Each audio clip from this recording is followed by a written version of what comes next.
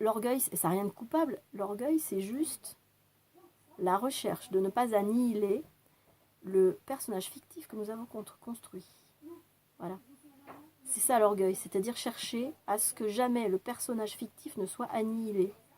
Mais si vous avez compris ça, vraiment, ben vous allez vous dire, si vous voulez fusionner, il faut tout de suite annihiler le personnage fictif. C'est tout simple. Il n'y a pas à résoudre des mémoires, il n'y a pas à relever des défis, il n'y a pas à prouver notre valeur, il n'y a pas à prouver qu'on est quelqu'un de bien. On s'en tape le coquillard d'être quelqu'un de bien.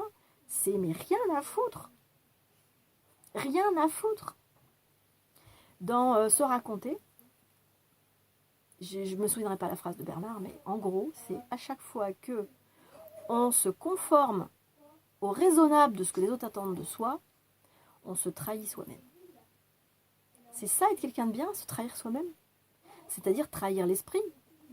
Parce qu'on n'est pas identifié à l'esprit, mais à chaque fois qu'on se trahit et qu'on essaie de maintenir ce personnage qu'on a construit et qui est complètement faux, mais à chaque fois on trahit l'esprit.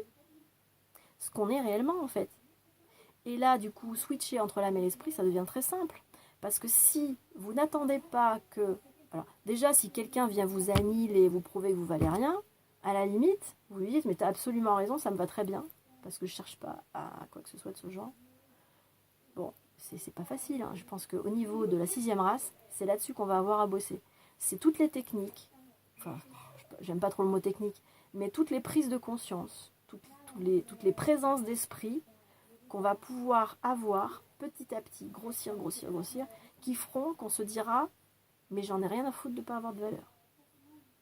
C'est ça, je pense, la nouvelle science qui va nous être proposée.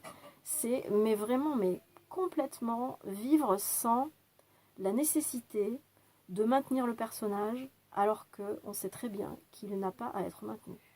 Une fois qu'on l'a compris, et ben là je suis en train de, donc je suis à ce stade-là et maintenant je me dis mais qu'est-ce que je peux faire comme qu'est-ce que je peux dire à quelqu'un qui essaie de me mettre au défi, qu'est-ce que je peux dire à quelqu'un qui me fait du vampirisme, qu'est-ce que je peux dire à quelqu'un qui essaie de me dominer, etc., etc.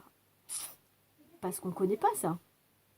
On a toujours été sous la domination, on a toujours été en soumission, on a toujours été dans l'ignorance du but, donc on a toujours été dans le péché, en gros. Mais je dis ça sans religiosité chrétienne et tout ça. Dans le péché, dans le sens où on ignorait que le but c'était la fusion, c'est-à-dire de n'être qu'un avec l'esprit et de ne plus être la personnalité. C'est-à-dire de ne plus répondre aux poussées de l'âme et à tous les défis que l'âme nous met sous le nez pour nous maintenir dans la roue karmique, en fait. C'est-à-dire qu'à un moment donné, si vous avez envie de sortir la roue karmique, il faut que vous compreniez toutes ces choses-là. C'est-à-dire qu'à chaque fois que l'âme, elle va vous solliciter, vous exciter pour agiter les particules dans le subatome, mais vous allez avoir les nerfs qui chauffent. Les nerfs qui chauffent, voilà. Et donc ça rentre aussi en résonance, donc ça c'est le corps vital, ça rentre en résonance avec le système de la moelle épinière et du système nerveux. Donc tout ça, c'est du vital, du corps vital. C'est le truc électrique en fait. Hein. Voilà. Bioélectrique, mais surtout très électrique. Plus électrique que bioélectro. Que biomagnétique. C'est plus électrique que magnétique. C'est quelque chose vraiment de presque instantané, la force vitale. Mais il y a quand même un peu de mémoire, donc il y a un petit peu de magnétisme. Mais il y a plus d'électricité dans la moelle épinière que de magnétisme quand même. Enfin bon, je sais pas s'il y a une histoire de proportion, un pourcentage, mais en tout cas c'est surtout très électrique, quoi. Les crises d'épilepsie par exemple sont très reliées à ça. Et du coup c'est relié donc à tout le système nerveux qui s'est développé dans le corps, ce que j'appelle les routes de l'énergie, parce que ça c'est quelque chose qui se capillarise, qui se développe au fil du temps à chaque fois qu'on a de l'expérience, quoi.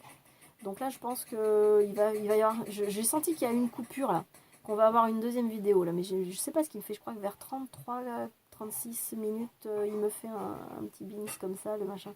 J'ai encore de la chance qu'il s'arrête pas et qu'il fasse une deuxième vidéo et que je parle pas dans le vide pendant un moment, sans m'apercevoir du truc. Non, mais là, c'est 38. Ah, c'est 38, 06. Ah, bah là, bon, je sais pas à quel moment j'ai basculé sur la deuxième vidéo. C'est vous qui verrez ça. Donc voilà, et ben